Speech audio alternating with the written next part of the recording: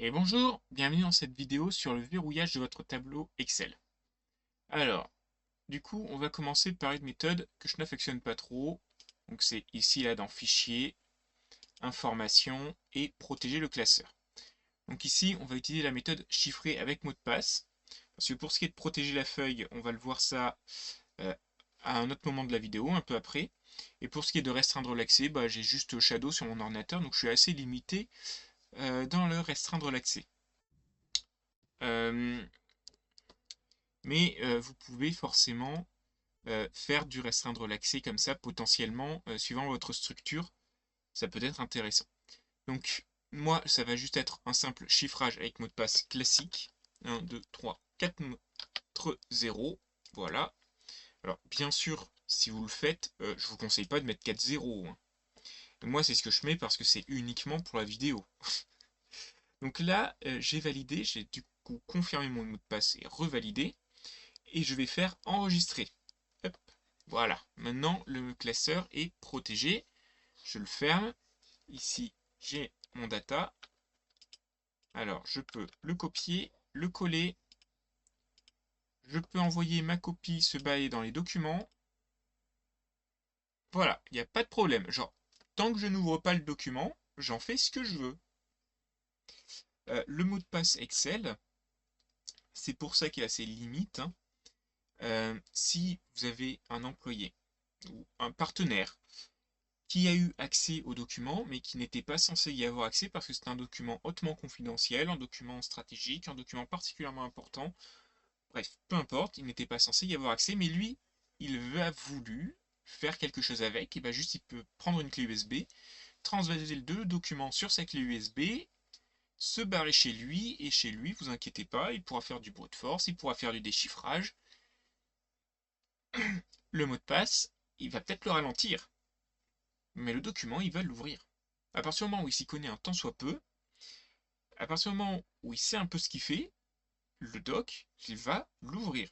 Ce n'est pas le mot de passe qui va l'en empêcher. Bien, maintenant que ça c'est clair, j'ouvre le document, et là ça me demande du coup forcément le fameux mot de passe, donc je lui remets mes 4 zéros, c'est ouvert, et je peux faire ce qu'il me plaît dessus. Très bien. Maintenant, pour retirer ce mot de passe, je peux aller dans Fichier, Information. Puis là, ici, j'ai à nouveau protégé le classeur, chiffré avec mot de passe. Il me suffit de retirer mon 4.0 et de faire OK. Et bien sûr, enregistrer.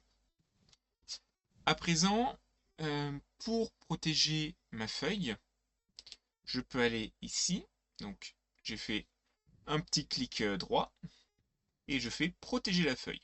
Et là, je peux remettre un mot de passe. Donc, 4.0, OK, 4.0, et voilà. Et là, je me retrouve avec une erreur si j'essaye de modifier quoi que ce soit. Et ça, c'est quelque chose que je trouve beaucoup plus intéressant, parce que là, ça va pas empêcher de faire appel aux données. Alors, ici, là, j'ai un Thomas égale salarié C6. Ça fonctionne très bien. Je peux tout à fait faire ce genre de choses. Je peux l'étendre. Je peux récupérer mes données. Je peux les copier-coller si je veux. Je peux venir ici, là, copier mon tableau et le coller là. Il n'y a pas de souci.